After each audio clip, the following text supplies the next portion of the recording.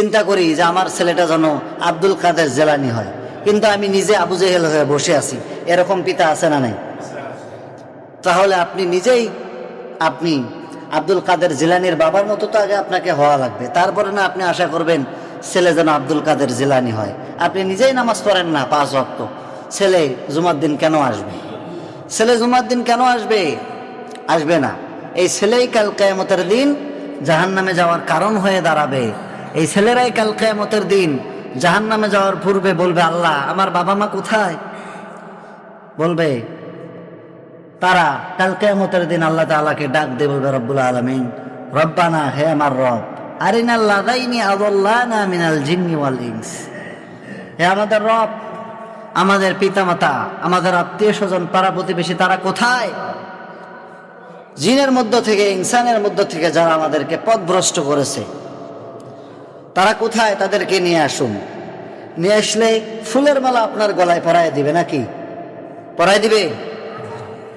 পরের অংশ আল্লাহ তাআলা বলছেন যে নাজাল হুমা, তাদেরকে নিয়ে আসুন, তাহতা আকদামিনা, আমরা তাদেরকে পায়ের নিচে রাখবো, লিয়াকুনা মিনাল আসফালি, এরপরে আমরা জাহান্নামে যাব।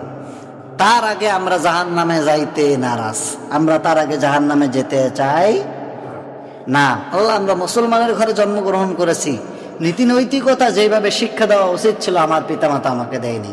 পৃথিবীর সব দিয়েছে, কিন্তু আপনাকে চেনায় দেয় নাই, আপনার হুকুম পালন করার জন্য আমাকে অর্ডার করে নাই। সুতরাং পিতামাতা সব কিছু দিলেও, আমি পৃথিবীর মধ্যে সাকসেস থাকলেও প্রকৃত সফলতা হচ্ছে আখিরাতের সফলতা, আখিরাতের জীবন আমাকে দেখায় দেয় নাই। সুতরাং ওই পিতামাতা, ওই আত্মীয় স্বজন, ওই মামা খালু, ওই দাদারা কোথায়, ওই চাচারা কোথায়? তাদেরকে নিয়ে আসুন।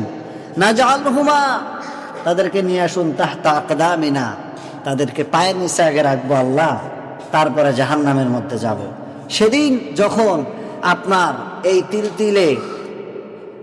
তিল করে বড় করে তোলা সন্তান, খেয়ে না খেয়ে, নিজে পড়ে না পড়ে সন্তানকে আপনি পড়াইয়াছেন, খাওয়াইয়াছেন, এই সন্তান আপনাকে কাল কিয়ামতের দিন পায়ের নিচে রেখে জাহান্নামের মধ্যে যেতে চাইবে।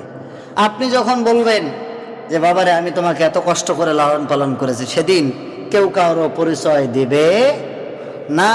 আপনি বলতে পারেন যে আমার সন্তান কোলে না নেওয়া পর্যন্ত ঘুমাতে যায় না, আমার কলিজা ঠান্ডা হয় না, কিন্তু কাল কিয়ামতের দিন লা তাজিরু ওয়াজিরাতুন উযরা উখরা, সেদিন কারো বোঝা কেউ বহন করবে না, কেউ কারো কোনো উপকার করবে না। ইয়াউমালা তামলিকু নাফসুল লিনাফসিন শাইআ, সেদিন প্রত্যেক ব্যক্তি নিজেকে নিয়েই ব্যস্ত থাকবে, কেউ কারো কোনো উপকারে আসবে না।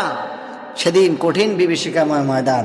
আমাদের স্ত্রী পুত্র সন্তানাদি এরা যেন আমাদের জাহান্নামের কারণ না হয়ে যায়, এই জন্য আমরা নিজেও নামাজি হব, নিজেও রুকুকারী হব, নিজেও সেজদাকারী হব, এবং আমাদের আহল পরিবার পরিজনদেরকে আমরা সেজদাকারী রুকুকারী বানাবো ইনশাআল্লাহ। আল্লাহ তাআলা বলেন যে ইয়া আইয়ুহাল্লাযীনা আমানু কু আনফুসাকুম ওয়া আহলিকুম নার, হে আমার বান্দারা, তোমরা নিজে জাহান্নামের আগুন থেকে বাঁচো এবং পাশাপাশি তোমাদের পরিবার পরিজনকে জাহান্নামের আগুন থেকে বাঁচাও।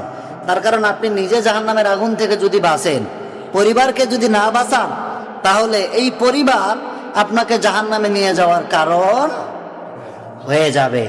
সুতরাং নিজে শুধু বাঁচলে হবে না, অপরকেও বাঁচানোর জন্য আমাদেরকে আপ্রাণ চেষ্টা করতে হবে।